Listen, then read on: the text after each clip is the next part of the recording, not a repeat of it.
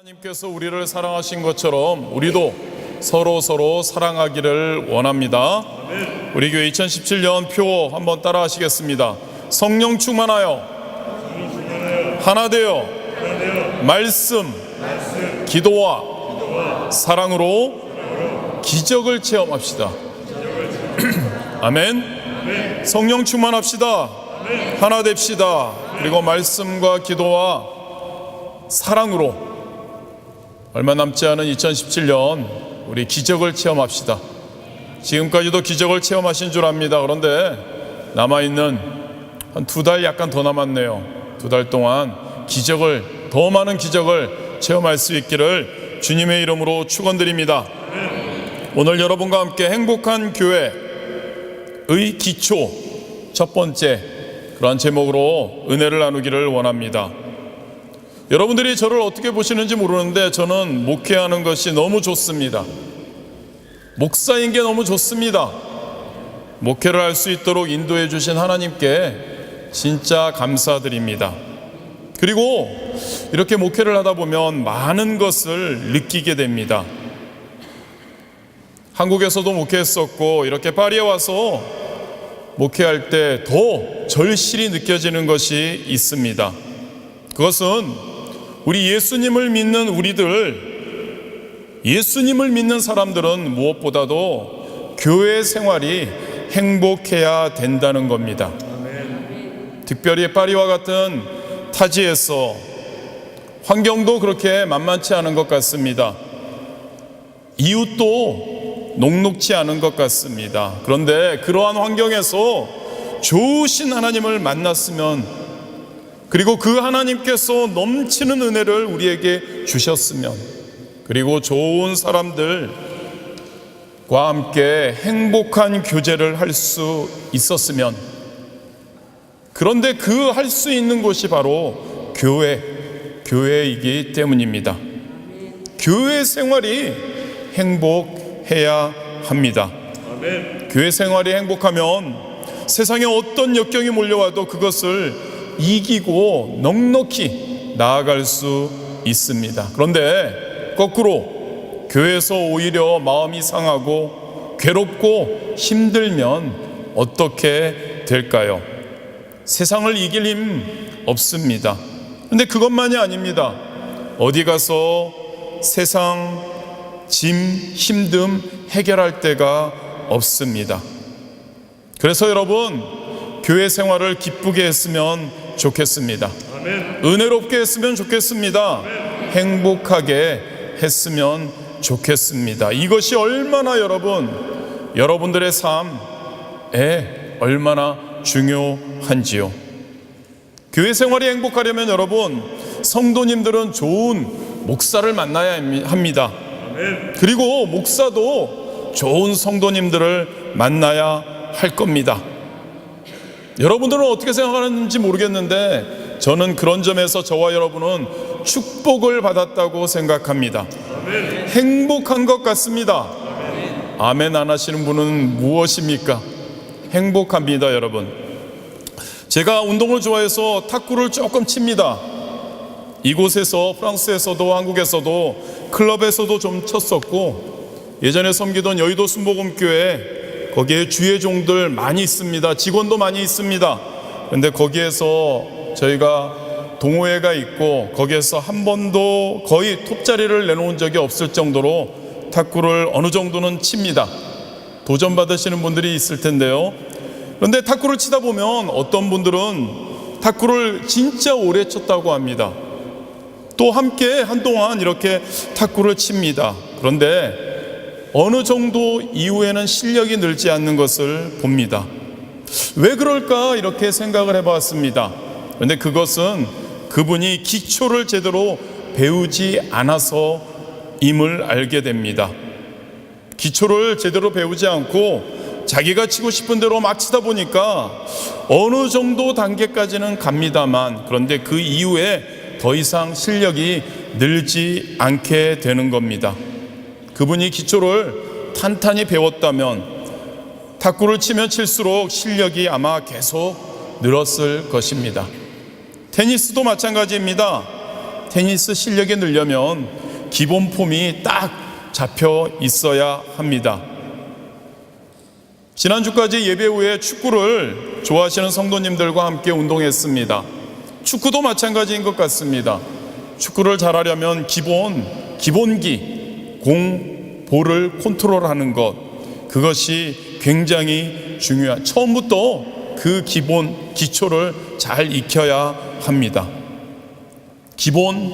기초 제대로 돼 있지 않으면 아무리 노력해도 잘 늘지 않습니다.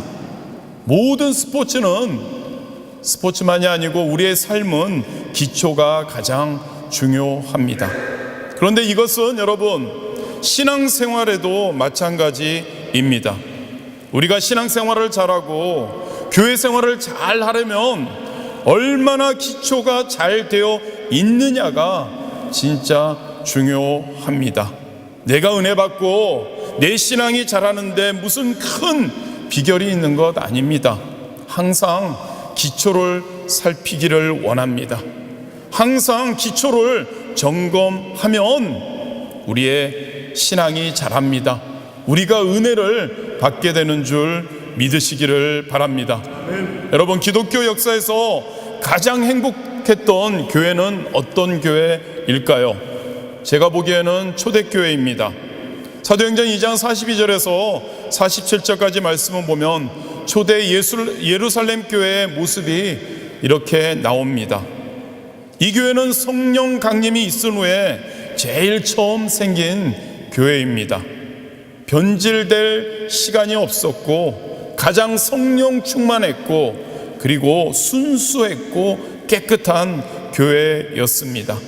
46절 말씀을 보면 날마다 마음을 같이하여 성전에 모이기를 힘쓰고 집에서 떡을 떼며 기쁨과 순전한 마음으로 음식을 먹고. 초대교회 교인들은 날마다 모였습니다. 날마다 모이기에 힘썼습니다. 사도들이 모여라, 모이세요 라고 해서 모인 것이 아닙니다. 그냥 모였습니다. 자발적으로. 요즘에 모이는 것이 갈수록 어려운데 이때는 너무 잘 모이는 겁니다. 그래서 집으로 돌려보내는 것이 어려웠던 것 같습니다. 그럼 왜 그들은 자발적으로 모이라고 하지 않았는데 왜 모였을까요? 그것은 교회에 오니까 너무나도 행복했기 때문입니다. 교회에 오니까 너무나 좋았기 때문입니다. 초대교회는 이처럼 행복했습니다. 저는 우리 파리 순복음교회가 이러한 행복한 교회가 되었으면 너무 좋겠습니다. 교회에 오니까 너무 행복한 겁니다. 너무 좋은 겁니다. 모이세요, 기도회 있어요, 예배 있어요 라고 하지 않아도 계속 모이는 그런 교회, 행복한 교회가 되었으면 좋겠습니다. 아멘.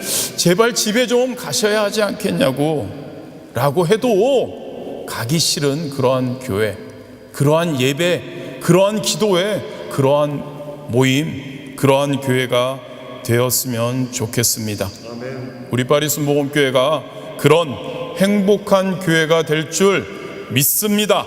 아멘. 그럼 여러분, 이 초대교회가, 이 예루살렘 초대교회가 행복한 교회가 될 수 있었던 가장 중요한 기초가 무엇일까를 한번 나눠보기를 원합니다. 오늘 함께 읽은 42절 말씀입니다. 그들이 사도의 가르침을 받아 서로 교제하고 떡을 떼며 오로지 기도하기를 힘쓰니라. 무엇에 힘썼다고요, 여러분? 오로지 기도하기를 힘썼다라고 되어 있습니다. 그런데 이것은 번역이 약간 잘못된 것 같습니다. 불어 성경에 보면 Il persévérait dans l'enseignement des apôtres, dans la communion fraternelle, dans la fraction du pain et dans les prières. 한국말로 번역하면 성도들이 사도들의 가르침을 받는데 힘썼고, 교제하는데 힘썼고, 떡을 떼는데 힘썼고, 그리고 기도하는데 힘썼다라는 말입니다. 기도하는 데만 힘썼다는 게 아닙니다. 가르침을 받는 것, 교제하는 것, 떡을 떼는 것, 그리고 기도하는 것에도 힘썼다는 이야기입니다. 기도를 굉장히 강조합니다, 제가. 그런데 여러분, 기도만이 아니라는 겁니다. 네 가지 다 힘썼다는 이야기입니다. 이 네 가지가 예루살렘 초대교회의 기초라고 할 수 있습니다. 행복한 교회의 기초라고 할 수 있습니다. 첫 번째는 무엇이라고요, 여러분? 사도들의 가르침을 받는데 힘썼다입니다. 행복한 교회의 기초 첫 번째입니다, 여러분. 사도들의 가르침을 받는데 힘썼다는 내용, 그것을 살펴봄으로 은혜를 나누기를 원합니다. 여러분, 예수님께서 십자가에 못 박혀 돌아가시고 부활하셨습니다.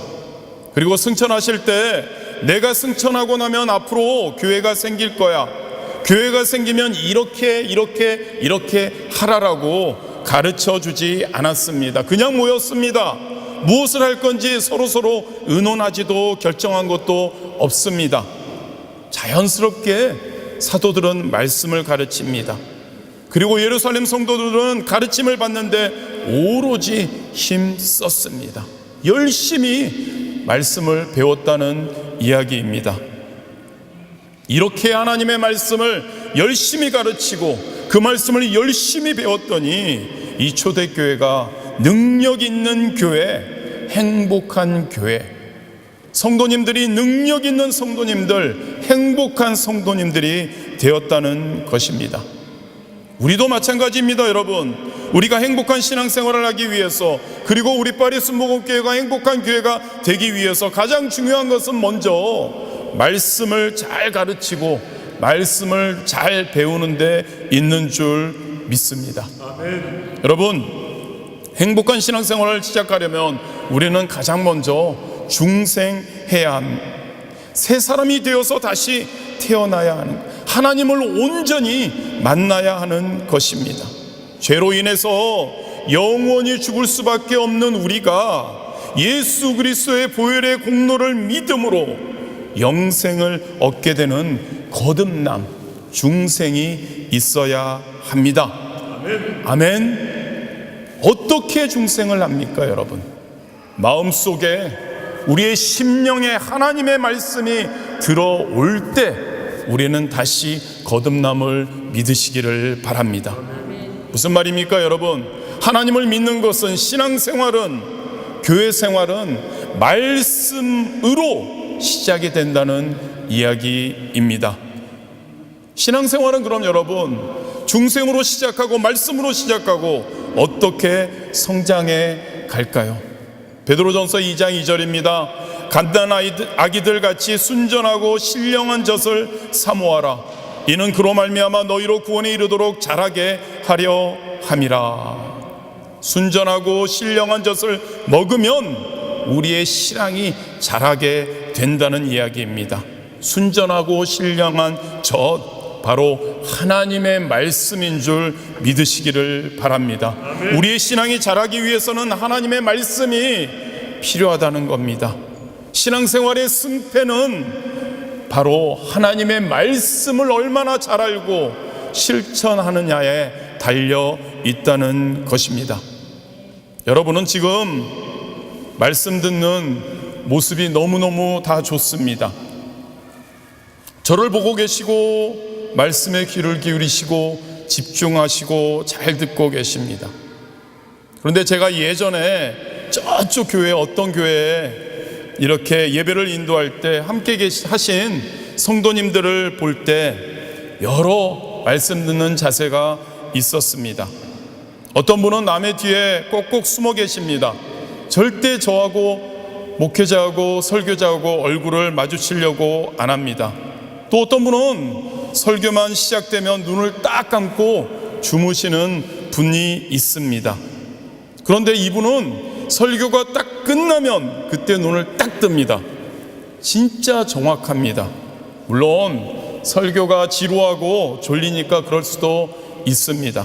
또 어떤 분은 아예 설교를 시작하면 주보를 뒤적거리는 분도 있습니다. 그런데 여러분, 성도님들이 언제부터 변화되는지를 알 수 있는지 아십니까? 그것은 말씀을 듣는 자세가 변화될 때 그것을 알 수 있습니다. 말씀 듣는 자세가 달라질 때 신앙이 비로소 달라집니다. 무슨 말입니까, 여러분? 저 끝에 앉아서 멀리 있던 분들이 갑자기 앞으로 달려와서 앞에 앉는 겁니다. 설교 시간에 졸던 분들이 갑자기 눈을 반짝 뜨고 제가 계면쩍을 정도로 저를 똑바로 쳐다보는 겁니다. 그렇게 말씀 듣는 자세가 달라지면 그때부터 보면 신앙이 달라져 있습니다. 그때부터 진짜 신앙생활이 시작되는 것입니다. 진짜 행복한 신앙생활을 시작하게 되는 것입니다. 여러분, 말씀 듣는 그러한 모습이 참 중요합니다. 말씀을 잘 들어야 행복할 수 있습니다. 능력 있는 신앙인이 된다는 것을 여러분 믿으시기를 바랍니다. 힘이 옵니다. 우리의 삶에 승리하게 되는 놀라운 일들이 일어납니다. 이렇게 행복한 초대교회 성도님들은 사도들의 가르침을 받는데 오로지 힘썼습니다. 그 성도님들에게서 두 가지 특징을 발견할 수 있습니다. 저와 여러분이 파리스 목원교회가 행복한 교회, 그리고 여러분들이 행복한 성도님들이 되기 위해서 이 두 가지 특징을 우리의 것으로 만들 수 있기를 주님의 이름으로 축원드립니다. 아멘. 첫 번째 특징입니다. 바로 겸손입니다. 아멘. 여러분, 초대교회에서 성도님들을 가르친 사람들은 누구입니까? 사도들입니다. 여러분들이 잘 아시겠지만 그들의 직업은 무엇입니까? 대부분 어부들입니다. 어부들은 공부를 많이 한 사람들이 아닙니다.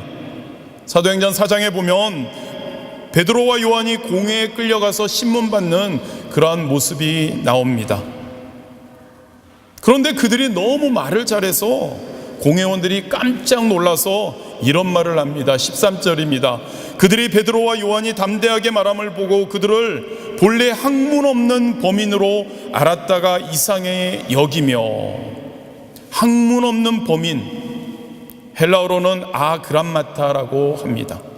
우리말로 하면 불학무식이라고 합니다. 즉 무슨 뜻입니까? 배우지 못하여 아는 것이 없다는 이야기입니다.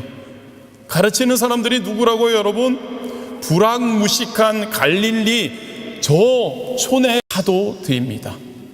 배우는 사람들은 누구입니까, 여러분? 대부분이 예루살렘 사람들입니다. 예루살렘은 그 당시 시골이 아니라 큰 도시였습니다. 예루살렘 교회, 초대교회 교인들 중에는 제사장도 있었습니다.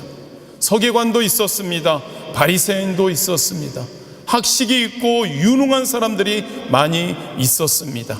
그런데 그 유능하고 똑똑하고 유식한 예루살렘 사람들이 불학무식한 갈릴리 어부들 앞에서 하나님 말씀을 배우기 위해서 겸손히 머리를 숙이고 있다는 겁니다.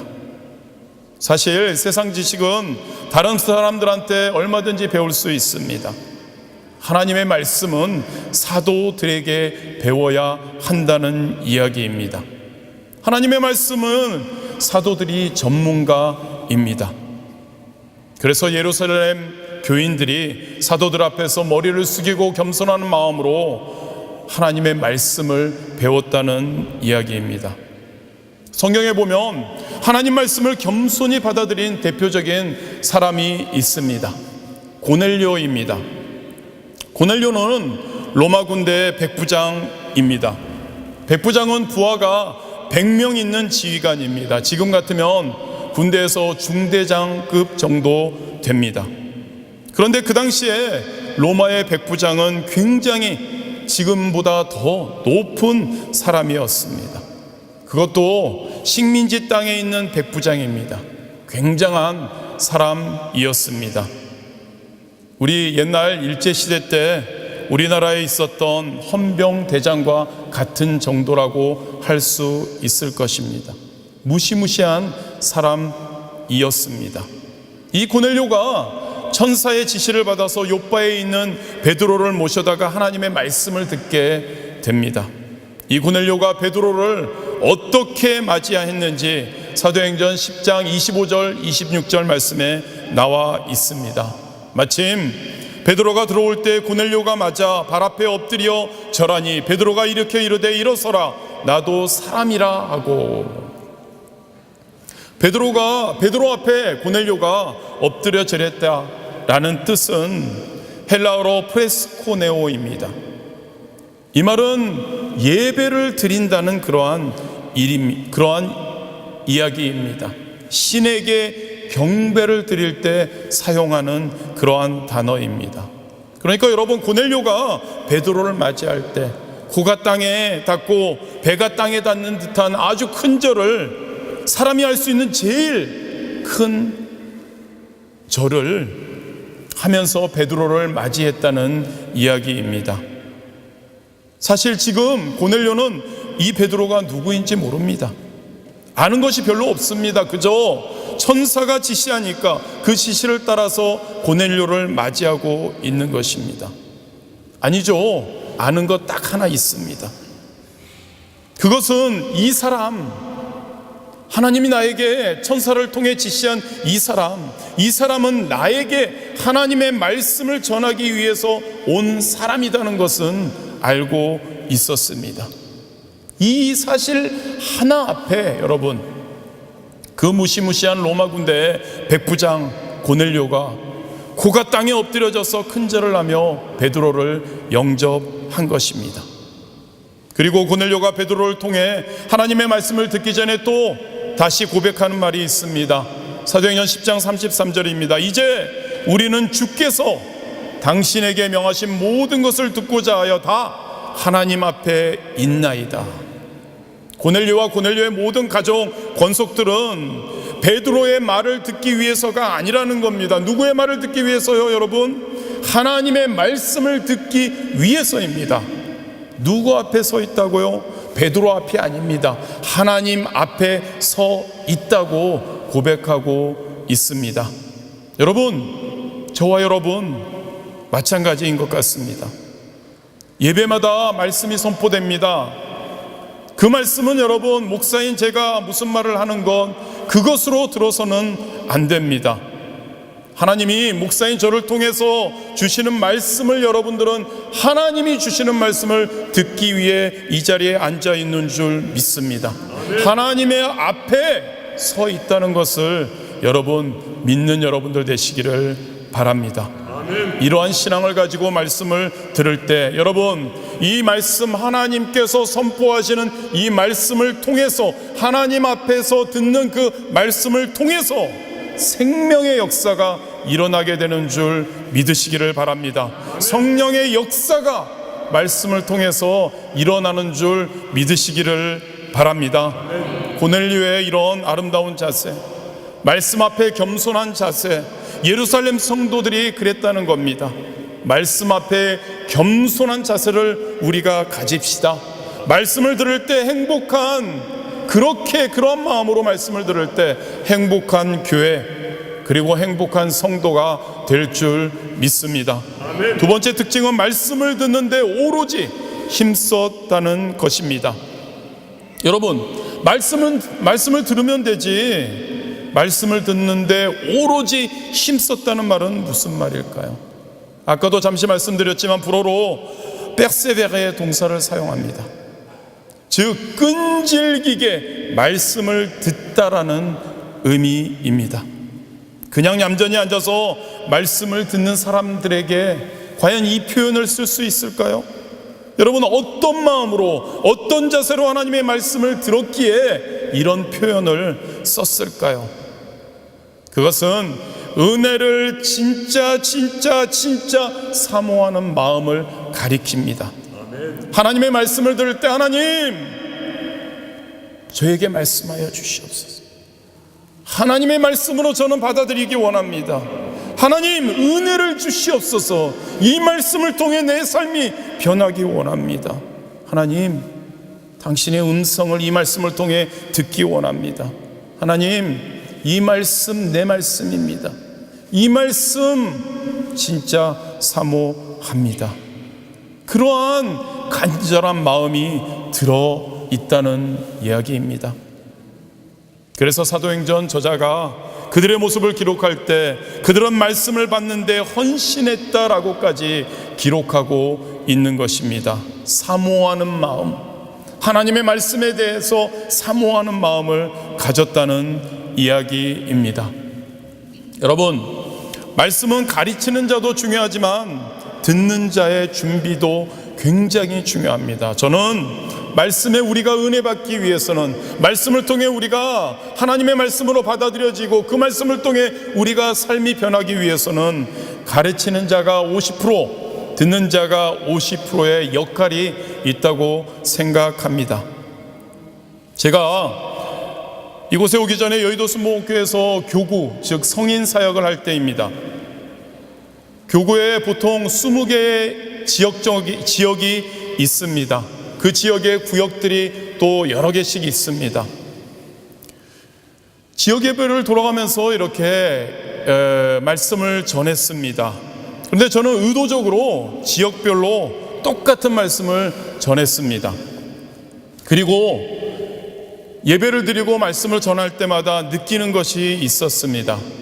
똑같은, 물론 약간씩 변하겠지만 거의 같은 말씀을 전하는데 어떤 지역 예배에서는 더 능력 있게 선포가 되는 것, 그것을 느꼈습니다. 어떤 지역에서는 성도분들이 다른 지역분들보다 더 큰 은혜를 받는 것을 느꼈습니다. 그리고 그 이유가 뭘까를 생각해 보았습니다. 생각해 보니까 특별히 말씀이 은혜롭게 전해지고 은혜가 넘치는 그러한 지역은 성도님들의 마음의 상태가, 예배를 드리는 마음의 자세가 은혜 받기를 너무 간절히 사모하는 것을 느꼈습니다. 예배를 몇 주 전부터 기도하며 물심양면으로 준비합니다. 예배를 사모합니다. 예배 날짜를 손꼽아 기다립니다. 주의 종으로부터 전해지는 하나님의 말씀을 듣기 위해 온 신경과 모든 것을 집중합니다. 선포되는 말씀이 하나님께서 나에게 주시는 특별한 말씀, 나의 말씀이라고 받아들입니다. 그러할 때 놀라운 은혜가 임하는 것을 느꼈습니다. 또한 육신의 질병으로 힘들어하시는 분들, 크나큰 문제로 인해서 어려워하시는 분들, 더 놀라운 은혜를 받는 것을 또한 느꼈습니다. 그런 분들은 여러분, 그냥 설교를 듣는 게 아닙니다. 내가 그 말씀을 듣고 은혜를 받아도 좋고 안 받아도 좋고 이런 자세가 아닙니다. 생명을 거는 겁니다. 이 말씀 가운데 나의 그 질병과 나의 문제를 해결할 수 있는 그러한 답이 있다, 여기밖에 없다라는 그러한 자세로 말씀을 듣더라는 것입니다. 그러니까 선포되는 말씀이 똑같은 말씀일지라도 그 말씀이 스폰지처럼 쑥쑥 그 말씀을 흡수하는 것을 느꼈습니다. 여러분, 아무리 비가 많이 와도요, 그릇을 엎어놔 보십시오. 그릇 속에 물을 한 방울도 들어가지 않습니다. 마음 문을 딱 닫고 있는데 그런 분들에게는 아무리 훌륭한 설교가, 너무나 멋있는 설교가 들려줘도 은혜는 임하지 않습니다. 왜요? 내 마음 문이 닫혔는데 어떻게 은혜가, 어떠한 말씀이라도 은혜가 임할 수 있겠습니까? 시편 107편 9절입니다. 그가 사모하는 영혼에게 만족을 주시며 줄인 영혼에게 좋은 것으로 채워 주심이로다.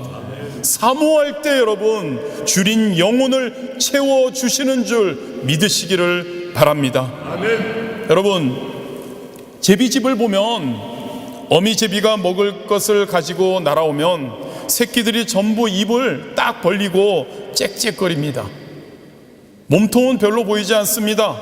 입밖에, 부리밖에 보이지 않습니다.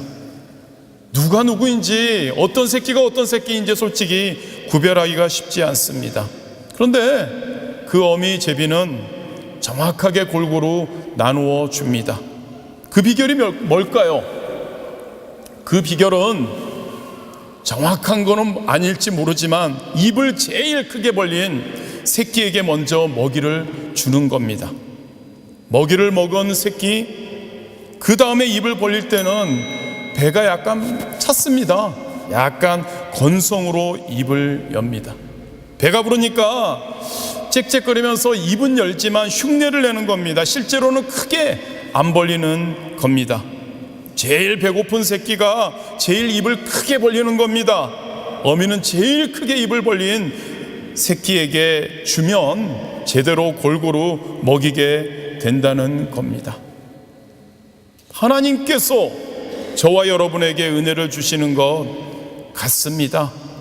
하나님이 보실 때 영적으로 입을 크게 벌린 심령들, 그 심령들에게 우선적으로 은혜를 부어주시는 줄 믿으시기를 바랍니다. 나는 은혜 받아도 그만, 안 받아도 그만. 여러분, 그렇게 예배 드리십시오. 그렇게 기도하십시오. 하나님께서 과연 은혜를 주실까요? 여러분, 말씀을 간절히 사모합시다. 은혜 받기를 간절히 사모합시다. 그러한 영혼에 하나님께서 놀라운 은혜로 채워 주실 줄 믿습니다. 예루살렘 교인들이 말씀을 받는데 헌신했다는 말, 바로 그런 자세로 말씀을 들었다는 뜻입니다. 말씀을 간절히 사모하는, 은혜를 간절히 사모하는 파리 순복음교회 성도님들 되시기를 주님의 이름으로 축원드립니다. 피터 다이네카라는 분은 러시아 선교에 평생을 바친 선교사님입니다.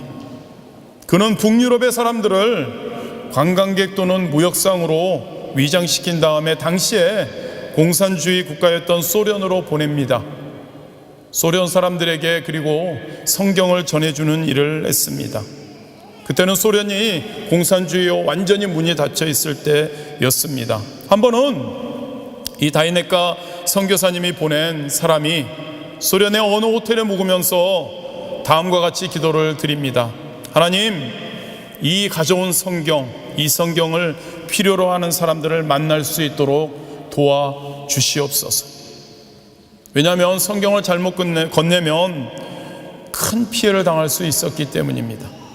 기도 중에 성경을 펼쳐보고 있는데 갑자기 호텔에 여종업원이 방으로 들어왔습니다.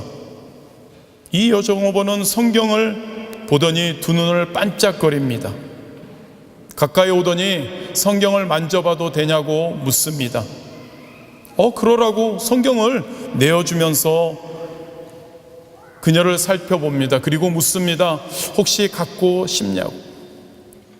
여인은 눈물을 흘리면서 몇 번씩이나 고맙다는 인사를 하고 나서 성경을 품에 안습니다. 그리고 그분에게 이렇게 저는 이 성경을 갖기 위해서 30년간 기도했습니다.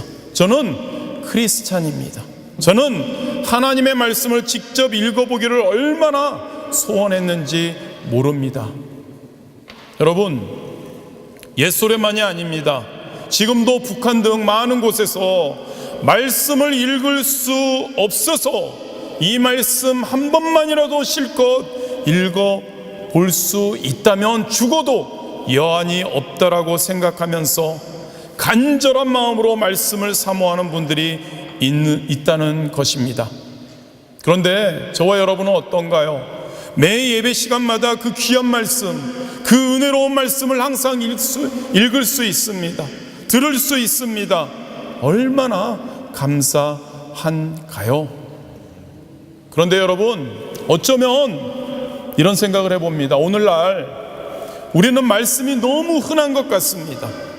우리 주변에 너무나 널려 있습니다. 그래서 여러분, 없어서도 그렇지만 너무 많아서 말씀의 진정한 정확한 가치를 모르고 있는지도 모르는 것 같습니다. 너무 많으니까요, 말씀이 귀한 줄을 모른다는 겁니다. 현대교회 성도님들의 문제입니다. 말씀을 많이 들을 수 있어서, 많이 대할 수 있어서 감사하기보다는 당연한 것으로, 말씀은 당연한 것으로 그렇게 생각되는 겁니다. 말씀 하나를 듣더라도 하나님께서 나를 위해 주시는 하나님의 말씀이구나 하는 겸손한 마음, 사모하는 마음으로 말씀을 들어야 하는데 그렇지 못하지 않은지요. 분별력 없이 아무 말씀이나 듣고 아멘 하고 있지는 않은지요.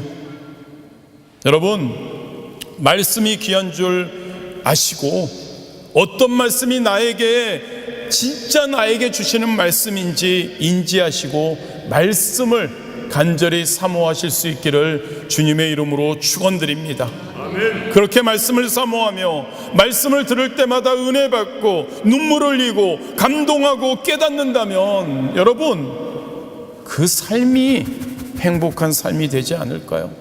그 삶이 행복한 신앙인의 삶이 되지 않을까요? 말씀을 마무리하겠습니다. 여러분, 다른 것 다 좋아도 잘 되어도 하나님의 말씀과의 관계가 우리가 제대로 정립되지 않는다면 신앙생활은 행복할 수 없습니다. 행복한 교회가 될 수 없습니다. 행복한 성도님들이 될 수 없습니다. 여러분, 돌아보시기 바랍니다. 여러분은 지금 하나님의 말씀과의 관계가 제대로 되어 있으십니까? 말씀을 들을 때, 말씀을 보고할 때 여러분, 그 말씀을 겸손한 마음으로, 사모하는 마음으로 진정되게 이것은 나의 말씀이어야 된다는 그러한 마음으로 여러분 듣고 계십니까? 기초입니다. 여러분, 이 기초, 행복한 교회, 행복한 성도의 삶의 기초, 이 기초를 한번 점검하시는 여러분들 되시기를 진심으로 바랍니다. 말씀과의 관계가 바르게 되어서 능력을 얻고 힘을 얻고 또한 축복받아서 행복한 신앙생활, 행복한 교회를 세워나가는데 앞장서는 파리 순복음교회 성도님 한 분 한 분 되시기를 주님의 이름으로 축원드립니다. 기도하시겠습니다. 좋으신 하나님,